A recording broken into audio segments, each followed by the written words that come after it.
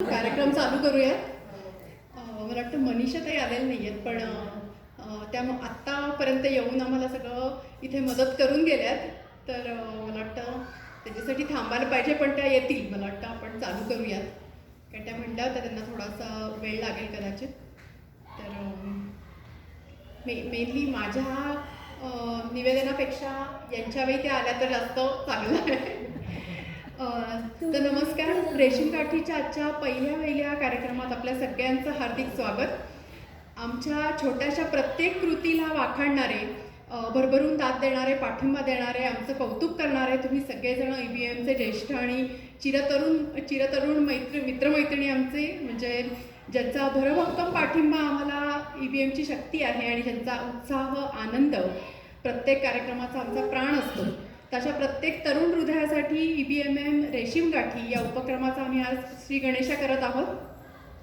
रेशीम गाठीबद्दल थोडक्यात सांगायचं तर, रस्ता नवा शोधू जरा, रस्ता नवा शोधू जरा, हातात हात दे, पुसल्या जुन्या पाऊल खुणा, सोबत तुझी साथ दे, वळणावरी तुझ्या पाऊस मी उभा. हा पाऊस म्हणजे EBM असू शकतो. वळणावरी तुझ्या पाऊस मी उभा, ओंजळ तुझी पुन्हा वाहून जाऊ दे, डोळ्यातल्या सरी विसरू नये घरी, डोळ्यातल्या सरी विसरू नये घरी, ओळख आता खरी होऊन जाऊ दे, सांभाळ तू माझे मला माझ्या नव्या फुला, मी सावली होऊन तुझी देईन साथ मी तुला. तर ही EBMMची आमची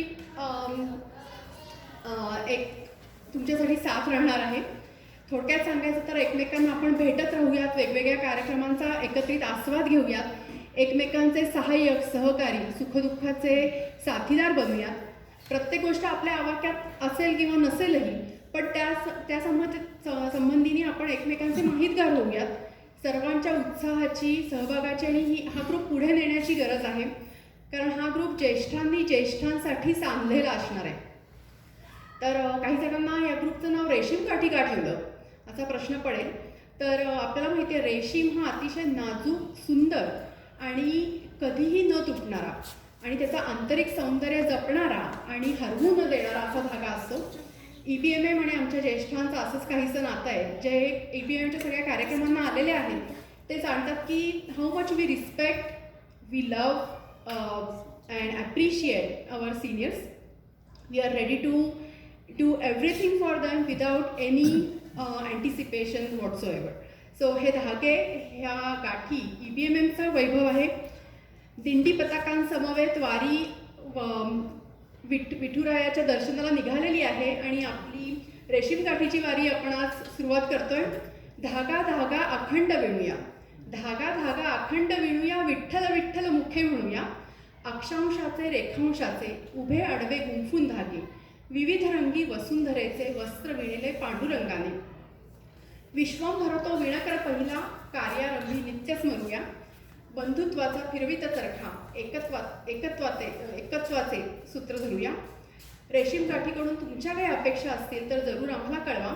आपण लवकरच एक रेशीम गाठीची टीम तयार करणार आहोत, जी टीम सर्व सूत्र हलवेल. म्हणजे तुमच्यातलेच लोक त्या टीममध्ये असणार आहेत. पुढील ते मीटिंग्स ठरवतील, कोऑर्डिनेशन करतील. तर या समितीवर तुमची येण्याची इच्छा असेल तरी आम्हाला जरूर कळवा. मी बरोबर तुमची 3 मिनिटं घेतलेली आहेत, तर आता आपण पुढचा कार्यक्रम सादर करतोय. रेशीम गाठी या उपक्रमाअंतर्गत आपला पहिला खास कार्यक्रम म्हणजे आपलं आरोग्य, आपलं स्वास्थ्य, आपलं मनःशांती आणि आपला आनंद आपल्या हातात आहे. हा खजिना आपल्याला कसा टिकवता येईल हे सांगणार आहेत भारतातून आलेल्या वैद्य रेणुका कुलकर्णी. नमस्कार. तर त्यांचं स्वागत करूयात.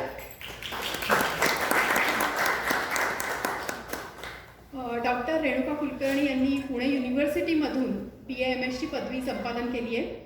तसंच योग टीचरचा डिप्लोमाही त्यांनी पूर्ण केलेला आहे. पुणे आणि पंढरपूर येथील स्वतःच्या क्लिनिकमध्ये त्यांचा 26 वर्षांचा आयुर्वेद निगडीत अनुभव आहे. त्यांनी बरेच रिसर्च पेपर्स लिहिले आहेत, इंटरव्ह्यूज दिलेले आहेत, वर्तमानपत्रातूनही त्यांचे लेख प्रसिद्ध झालेले आहेत. डायबेटिक्स, आयुर्वेद, योगा, आहार आणि खास करून स्त्रियांचे आरोग्य याच्यावरची त्यांची बरीच लेक्चर्स त्यांनी दिलेली आहेत. आणि नुकतीच सॅन डिएगोमध्ये लेक्चर्स देऊन त्या कालच बेरियामध्ये आलेल्या आहेत आणि त्यांचे मिस्टर डॉक्टर महेश कुलकर्णी. नमस्कार. तर तुमच्या दोघांचंही खास करून EBMM तर्फे आमच्या EBMM कम्युनिटीमध्ये हार्दिक स्वागत. धन्यवाद. तर सुरुवात करूयात. पहिला प्रश्न अगदी आपल्याला खूप अगदी आवडीचा प्रश्न आहे सगळ्यांचा. दीक्षित दिवेकर. तर दीक्षित दिवेकर डायट किंवा नक्की कोणते करायचे, काय करायचं, गोंधळ उडतो सगळ्यांचा. म्हणजे करीना कपूरकडे बघायचं की किती ती स्लिम ट्रिम आहे, का आजूबाजूला इतरांच्या आटोक्यात आलेल्या शुगरच्या लेवल्स, त्यांची कमी झालेली पोटं, हे बघायचं. म्हणजे काय खरं आहे ह्यातलं. म्हणजे नक्की दिवेकर का दीक्षित?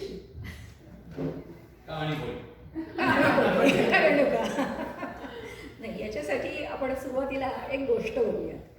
एक गोष्ट अशी आहे की एक मेंढपाळ असतो आणि मेंढ्या चरत नेणं आणि रस्त्याने जातानाच आपलं न्याहारी बांधून द्यायची आणि खायची, असं त्याचा उपक्रम असतो. तर तो एक वैद्यबुवा असतात, चांगले सिनियर असतात आणि त्यांची ख्याती अशी असते की समोरनं रुग्ण चालत येताना पाहिला की त्याचं निदान करायचं आणि त्याच्यावरनं त्यांचं डायग्नोसिस होऊन औषधं तयार असायची. आता हे वैद्यबुवा त्या मेंढपाळाला बघतात आणि त्यांचं निदान होतं की याला एक असाध्य व्याधी झालेला आहे आणि 2 दिवसाच्या आत यांनी औषधं खाल्ली नाहीत तर हा मरेल, पाणी प्यायलं तर हा मरेल. ते बोलवतात त्याला, अरे इकडे ये. मग त्याला 2 पुड्या देतात 2 दिवसाच्या, घ्या या रेग्युलर आणि निम्म्या जेवणामध्ये घ्यायच्या. पाणी अजिबात प्यायचं नाही, पाणी हे तुमच्यासाठी विष आहे. असं म्हणल्यावरती तो म्हणतो बरं बाबा ठेव, म्हणून चंचीमध्ये ठेवून टाकतात. पुढं जायला लागतात. नशिबाने परत येताना वैद्यबुवांच्या घरासमोरच ते मेंढपाळ न्याहारी करायला बसतात. बसल्यावरती न्याहारीचं उघडतात सगळं, 2 भाकऱ्या खातात, तिखट तेल तिखट आणि भाकरी एवढं खाऊन सुरुवात करतात. 2 भाकऱ्या खाल्ल्यावरती त्यांचं लक्ष वैद्यबुवांकडे जातं. वैद्यबुवा बारकाईने बघत असतात आणि निरीक्षण करणं हा तर वैद्याचा पहिला गुणधर्म जो गरजेचा आहे. अरे राहिलंच की असं म्हणतात, पुड्या घ्यायच्याच राहिल्या, परत पुडी घेतात.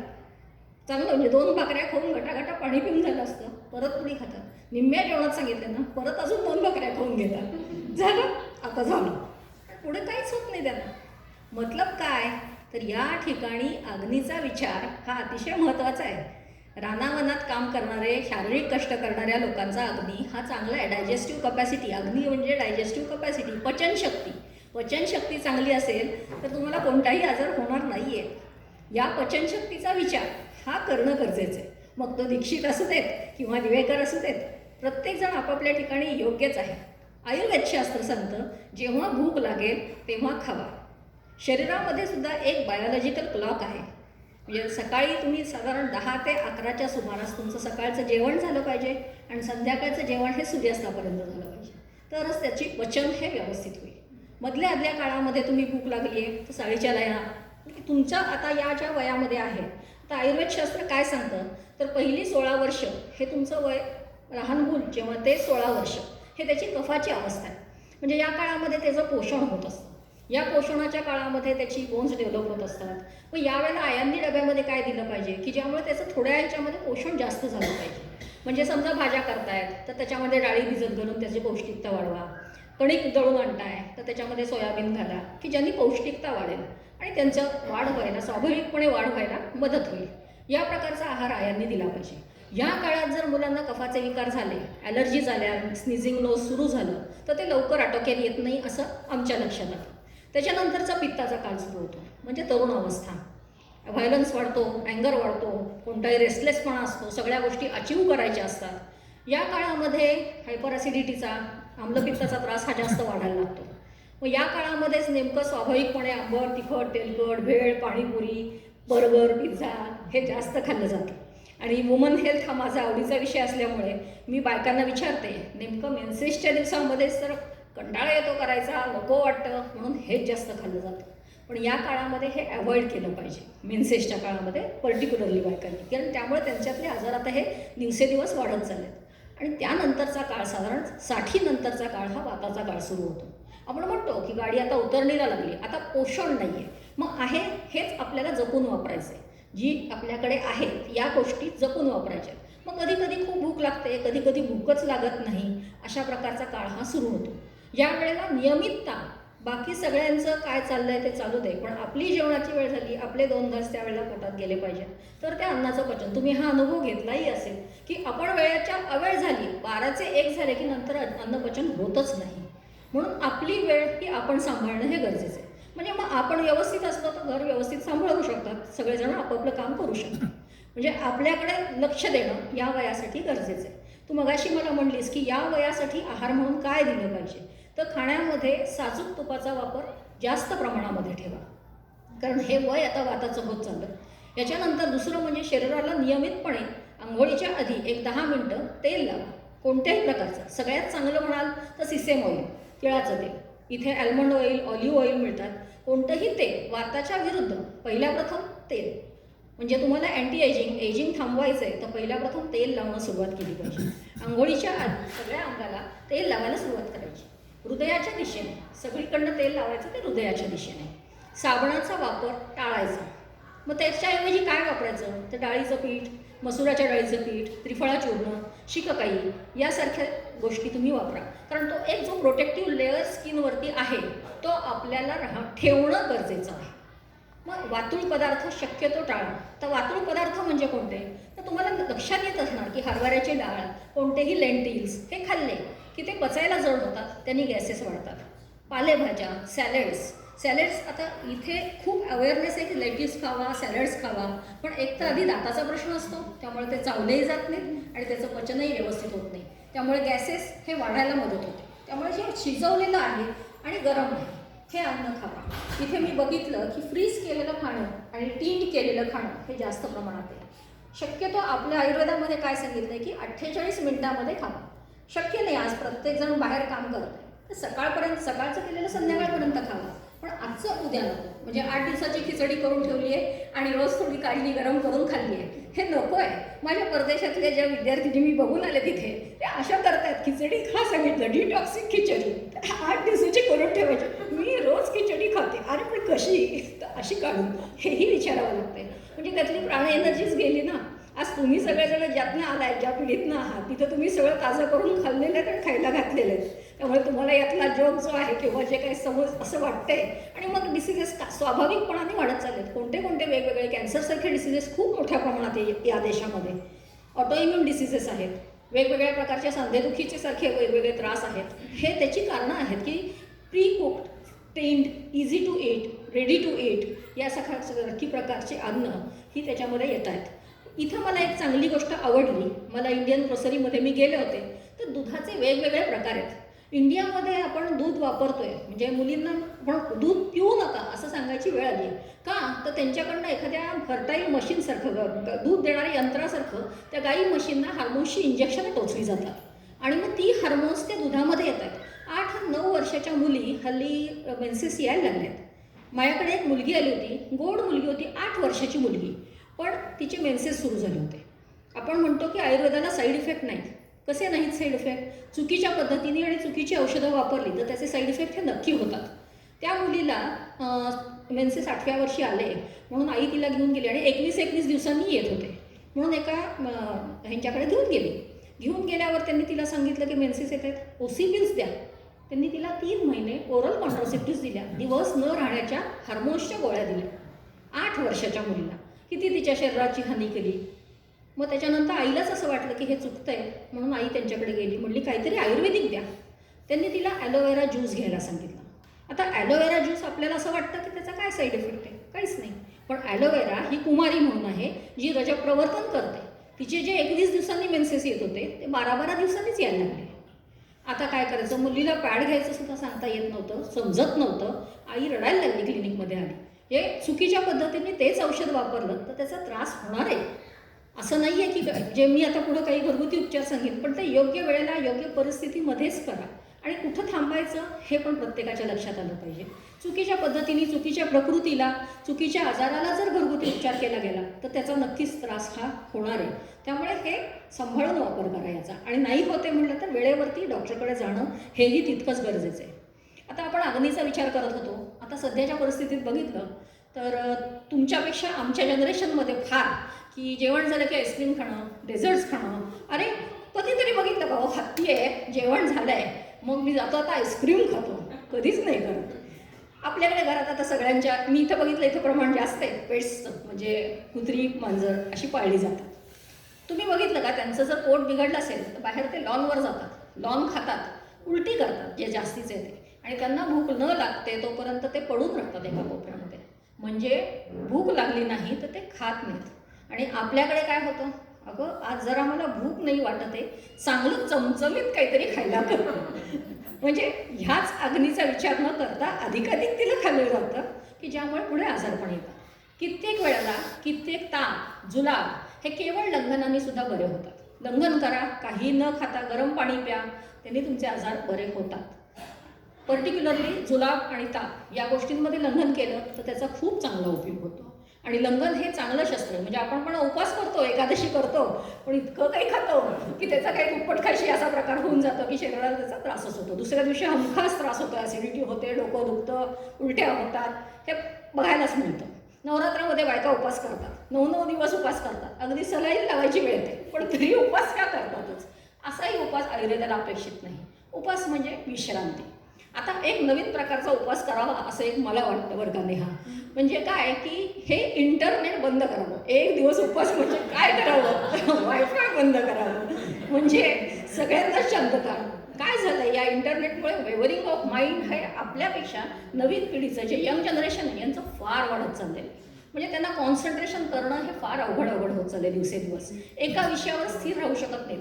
टी व्हीचे चॅनल बदलणं, मोबाईल ते नेटफ्लिक्स बदलणं, नवीन नवीन गेम्स खेळणं, याच्यामुळे तो जो प्रकार आहे कॉन्सन्ट्रेशन हा कमी व्हायला लागला आहे यंग जनरेशनमधून. त्यामुळे हा उपवास केला तरी पुष्कळ झाला असं मला वाटतं. पण आमच्या जनरेशनसाठी काय, तुमच्या या जनरेशनला नक्की माहिती आहे, त्यांच्याकडचा विवेक खूप जादा आहे आणि त्यांच्याकडे वाचनाची खूप चांगली देणगी आहे. त्यामुळे नेट त्यांच्या हातात एवढं नाही.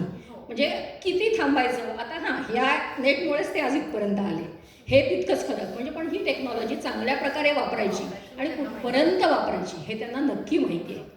आणि त्याच्यानंतर मग वाचन किंवा या सगळ्या गोष्टी आहेत. पण त्यांच्या हातात नातवंड आहेत, नवीन जनरेशन आहे, म्हणून त्यांना हे सांगितलं की हे गरजेचं आहे. आता याच्यानंतर हे काय करू नका सांगितलं तर काय केलं पाहिजे, तर सकाळी 10 ते 11च्या सुमारास तुमचं जेवण झालं पाहिजे. आणि संध्याकाळचं जेवण जेवढं लवकरात लवकर आहे सूर्यास्तापर्यंत तेवढं करा. मी इथे एक बघितलं की जेवण केलं की आम्ही हाईकला जातो, 2 तास हाईक करतो. आणि जेवणानंतर एवढ्या चालण्याची गरज नाही आहे. सगळं सर्क्युलेशन हे पायांमध्ये आणि शरीरामध्ये जाईल आणि मग अन्नपचन स्लो होऊन जाईल. जेवणानंतर शतपावली अपेक्षित. व्यायाम करा सकाळच्या वेळात, शौचाला जाऊन आल्यानंतर तुम्ही व्यायाम करा, पण जेव्हा तुम्हाला हाईक करायचं ते सकाळच्या वेळामध्ये. जेवणानंतर तुम्ही शतपावली करा. पाहिजे तर तुमच्या वयासाठी योग्य म्हणजे वामकुक्षी घ्या, डाव्या कुशीवर पडून राहा. त्या बाजूला तुमच्या यकृतातले स्त्राव हे त्या ठिकाणी येऊन म्हणजे स्टमकमध्ये आमाशयामध्ये येऊन अन्नपचनाला मदत होते. तर जेवणानंतर शतपावली करा, त्यानंतर 10 मिनटं वज्रासनामध्ये बसा की ज्यामुळे अन्नपचन व्हायला मदत होईल.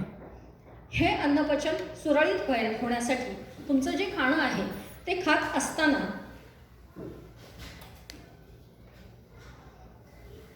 कोणते कोणते नियम पाळले पाहिजेत. तुमच्या वयामध्ये कडधान्य नकोत, सॅलड्स नकोत, डाळी नकोत, हरभऱ्याची डाळ, तुरीची डाळ या शक्यतो नकोत, मुगाची डाळ खाल्ली तर चालेल. हलका आहार घेणं हे गरजेचं आहे. हलक्या आहारानंतर मध्ये जर वाटलं भूक लागली आहे 4 वाजताच्या सुमारास, तर त्यावेळेला तुम्ही एखादं फळ, इथे मी संत्री बघितली बरोबर भरपूर आहेत, ती खायला हरकत नाही. त्याच्यानंतर जी सायट्रस फ्रूट्स आहेत, जी लिंबाच्या कॅटेगरीमधली आहेत, ती खा. नंतर साळीच्या लाया तुम्हाला सगळ्यांना माहिती आहेत, आपण लक्ष्मीपूजनाला ज्या वापरतो त्या पचायला हलक्या आहेत. राजगिऱ्याच्या लाडू, दूध हे घ्यायला हरकत नाही. नंतर पॉपकॉर्न म्हणतो आपण, जे मक्याचा लाया वगैरे त्या खायला, ज्वारीच्या लाया यांचा चिवडा करून तो खायला हरकत नाही. मधल्या अर्ध्या वेळचं खाणं म्हणून हे खा. आणि रात्रीचं जेवण हे शक्यतो लवकरात लवकर करा. आणि त्यानंतर मग रात्री 10 वाजता तुम्ही जर पोटाची तक्रार असेल आणि पोट साफ होत नसेल तर गरम पाणी करायचं, त्याच्यामध्ये 1 चमचा साजूक तूप घ्यायचं आणि ते घालून सावकाश प्यायला सुरुवात करायची. याच्यामुळे पोटाचं बऱ्याचशा गोष्टी सुरळीत यायला मदत होती. नंतर काय काय खायचं, याच्यामध्ये मुगाच्या पिठाचा धिरडं होईल. सगळे धान्य एकत्र करून त्याचं थालपीठ केलं आहे तर ते चालू शकेल. उपीट, शिरा या गोष्टी चालू शकतील. या सगळ्या गोष्टी खायला हरकत नाही. उपवास करायचा तर मी म्हटलं तसं, कारण आता या प्रकृतीला उपवास झेपत नाही आणि हे मी इन जनरल पथ्य सांगितले. त्याच्याबरोबर तुम्हाला डायबिटीस आहे तर शुगर खाऊ नका, मीठ म्हणजे बीपीचा त्रास आहे, हायपरटेन्शनचा, तर मीठ खाऊ नका. मिठाच्या ऐवजी तुम्ही रॉक सॉल्ट इथे भरपूर मिळतात, इथे वेगवेगळे सॉल्टचे प्रकार मिळत आहेत, त्यातलं पिंक सॉल्ट, रॉक सॉल्ट हे खायला हरकत नाही, पण प्रमाणामध्ये. प्रत्येक गोष्ट खा ती प्रमाणामध्ये. आपल्याकडे जे सांगितलं आहे तसा षड्रसयुक्त आहार हा पाहिजे. मग विचारतात किती कॅलरीज केल्या, किती बर्न केल्या, आणि किती मी काय खाऊ, म्हणजे फॅट किती खाऊ, प्रोटीन किती खाऊ, कार्बोहायड्रेट्स किती खाऊ. इथे सुद्धा परत तुमच्या अग्नीचा विचार करणं गरजेचं आहे की तुम्ही पचवू किती शकताय. त्याच्यावरती ठरलेलं आहे की एकच प्रकारचा आहार हा सगळ्यांना पचेल असं नाही आहे. मी ही इतकं प्रोटीन खाते, ही इतकं कार्बोहायड्रेट खाते, हे असं नाही तुम्ही ठरवू शकत, आणि हे सरसकट रूल होऊ शकत नाही. प्रत्येकाची प्रकृती वेगळी, आजाराचा प्रकार वेगळा, आणि त्याप्रमाणे सल्ला घेऊन त्याप्रमाणे तुम्ही हा आहार तुमचा ठरवला पाहिजे, तर तो तुमच्या शरीराच्या उपयोगी होईल, त्यातनं आजार निर्माण होणार नाही. अजून एक प्रकारचं नेहा तू विचारायचं राहिलं तुझ्याकडनं की अजून एक कीटो डाएट नावाचा प्रकार आहे. आता या वयाच्या लोकांसाठी तो फारसा येत नाही. हो हो चालेल. आता ठीक आहे. हां जरा आता ठीक आहे. हो बिलकुल. तर कीटो डाएट नावाचा एक प्रकार सुरू झाला आहे मुलींना फिगर मेंटेन करण्यासाठी. पण याच्यामध्ये काय करतात तर 250 ग्राम पनीर, काही 250 ग्राम पनीर वजन करा आणि ते खा, त्याच्यानंतर चीज खा. या सगळ्या प्रकारामध्ये हार्मोनल इम्बॅलन्सेस हे तयार होतात, आणि मग मुलींच्या ठिकाणी वेगवेगळ्या प्रकारचे आजार. आता बघा आपण काय करतो, कोणतीही गोष्ट आपल्या स्वयंपाकघरातली नसली तर ती उचलून टाकून देतो, ठीक आहे, आपण खात नाही. आणि दूध मात्र आवर्जून नासवून खातो. म्हणजे दूधकेळ शिकरण केलं जातं, फ्रूट सॅलड केलं जातं, नंतर मिल्कशेक केले जातात. आता हे पनीर म्हणजे दुधाची विकृतीच आहे. म्हणजे दूध आपण ते नासवलेलं आहे आणि त्याच्यापासून ते पनीर तयार झालं. ते शरीरामध्ये केल्यावरती ते काय चांगलं तयार करणार आहे, काहीही करणार नाही, ते खराबच करणार शरीरामध्ये. जेव्हा आपण बाहेर खराब झालेली गोष्ट का टाकून देतो तर ती चांगली नाही, आपल्या शरीरासाठी चांगली नाही म्हणून आपण टाकून देतो, आणि हे चवीला चांगलं लागतं म्हणून आपण स्वतः हाताने चूक करून घेतो. त्यामुळे या ठिकाणी सुद्धा रोज ह्या प्रकारचे आहारामध्ये वापर करू नका. उपवास करायचा आहे, फळं खाल्ली तर साधारण 2 तासानंतर दूध प्या. दुसरं मी बघितलं, मगाशी मी सांगितलं हार्मोन्स दिले जातात जी मुलींमध्ये येत आहेत दुधामधनं, त्याच्याऐवजी इथे आल्मंड मिल्क, सोया मिल्क हे चांगले प्रकार इथं उपलब्ध आहेत. ते तुम्ही आहारामध्ये जरूर वापर करा, आणि तुमच्या वयाला आल्मंड मिल्क हे खूप चांगलं आहे. त्याच्यामध्ये दूध घाला, साजूक दूध कोमट करा. फक्त एक प्रकार आहे की जेवणामध्ये गार पाणी, बर्फाचं पाणी हे घेऊ नका. आपल्या या कम्युनिटीमध्ये नाही आहे, पण त्या लोकांमध्ये बर्फाचंच पाणी हे पिलं जातं, कोक पिले जातात, की ज्यामुळे अग्नी ही काय आहे, पचनाची शक्ती ही एक अग्नी आहे, त्याच्यावरती तुम्ही गार पाणी होता त्याची पचनाची शक्ती कमी करून घेताय. त्या ठिकाणी तुम्ही सूप घ्या, ते चालण्यासारखं ते चालेल, कारण ते उष्ण आहे, ते गरम पिलं जातं, त्यामुळे अग्नी संदूषित व्हायला मदत होईल. पण त्याच्यावर गार पाणी पिलं जातं आणि मग नंतर पुढचं जेवण ते सुद्धा फ्रीजमधलं गार, म्हणजे त्याचा उपयोग नाही शरीराचं पोषण व्हायला, त्याच्यात प्राण एनर्जीच नाही आहे. म्हणजे जेवढं फ्रेश खाता येईल तेवढं जास्तीत जास्त फ्रेश खा, त्याचा उपयोग तुमच्यासाठी चांगला आहे.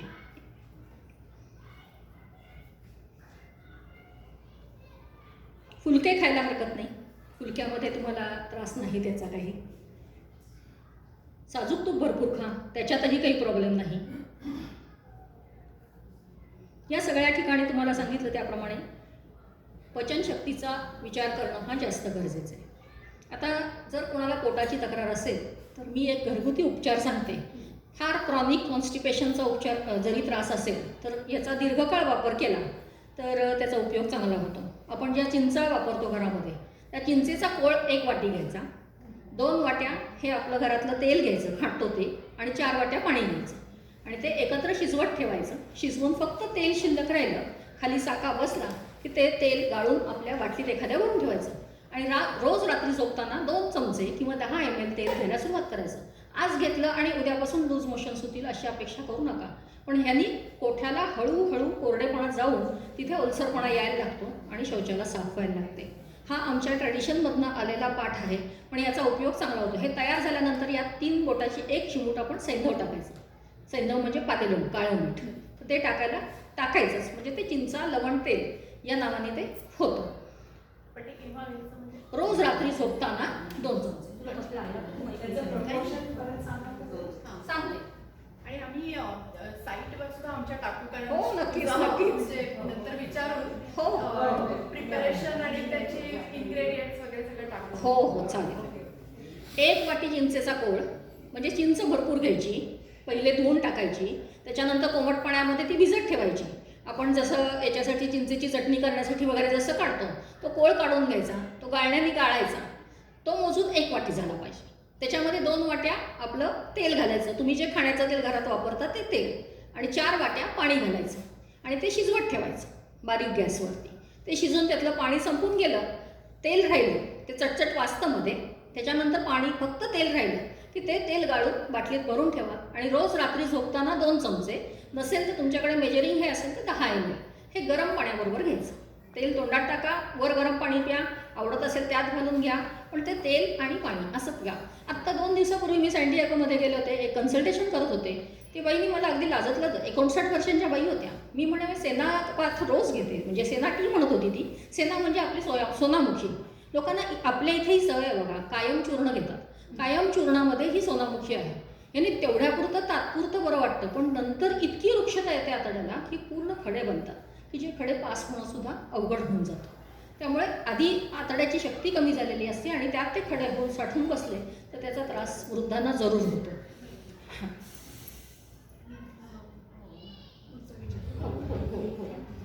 तर म्हणजे तू काय काय खावंस हे आम्हाला सांगितलंस. कसं खावं ह्याला काही नियम आहेत का? म्हणजे विशेषतः आमच्या या वयासाठी सगळ्यांच्या, तर आम्ही पण थोड्या थोड्या दिवसांनी आणि वर्षांनी या रेशीम काठीमध्ये एंट्री करणार आहोत.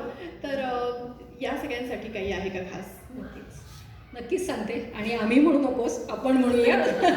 ती माझी शाळेतली मैत्रीण आहे, आम्ही एकाच वयाच्या आहोत, त्यामुळे मी पण आहे तुमच्यामध्येच, येऊन प्रवास तिकडेच आहे. याचे नियम म्हणजे पूर्वीच्या काळचे जे पंगत ही जी नियम आहे आपल्याकडे, ही पंगत ही आयडियल होती. खरं सांगायचं तर जेवताना खाली मांडी घालून जेवण करणं हे सर्वात योग्य आहे. आपण सगळेजण कन्व्हिनियन्स, गुडघेदुखीसाठी म्हणून आपण टेबलवर बसतो, पण एक पोट भरल्याचा जो एक सिग्नल डोक्याकडे जायला पाहिजे, तो मांडी घालून बसून जर जेवलात तुम्ही तर तुमचं जेवण जास्ती होत नाही. जसं टेबल खुर्चीवर बसल्यावरती पोट आपलं खाली रिकामं राहतं, मग कळतच नाही किती खाल्लं जातं आहे. त्यामुळे हे कळण्यासाठी जेवण करताना खाली बसून जेवण करणं हे गरजेचं आहे. त्याच्यानंतर आपण जेवताना मन अतिशय प्रसन्न पाहिजे, अतिशय गरजेची गोष्ट. हल्ली होतं काय, डायनिंग टेबलवरतीच फक्त फॅमिली एकत्र येते, मग सगळे जे दिवसभराचे काही वादाचे मुद्दे असतील ते तिथेच येतात. मग आणि प्लस शेजारी मोबाईल, म्हणजे बायकांनी कोणी जे स्वयंपाक तयार केलेला असतो त्याचा पूर्ण अपमान केला जातो. हा नाही योग्य गोष्ट. तर त्याचं तुमचं म्हणजे याच्यासाठी श्लोक आहे आयुर्वेदामध्ये, अहसन तन्मात्रा भुंजित इष्ट देशे इष्ट सर्वोपकरणे. म्हणजे सगळ्या जेवणाच्या व्यवस्था एकत्र करून ठेवा. आपलं ताट, वाटी, पंगत, छान श्वास नाकाने आला पाहिजे, कानाने छान म्युझिक ऐकू आलं पाहिजे, आणि त्यानंतर तुम्ही ते जेवण करा. जेवताना तुमचं स्वस्थ मन पाहिजे, आनंदी वृत्ती पाहिजे, आणि मग जेवण करा. आता तुम्ही सुद्धा अनुभव घेतला असणार, तुम्ही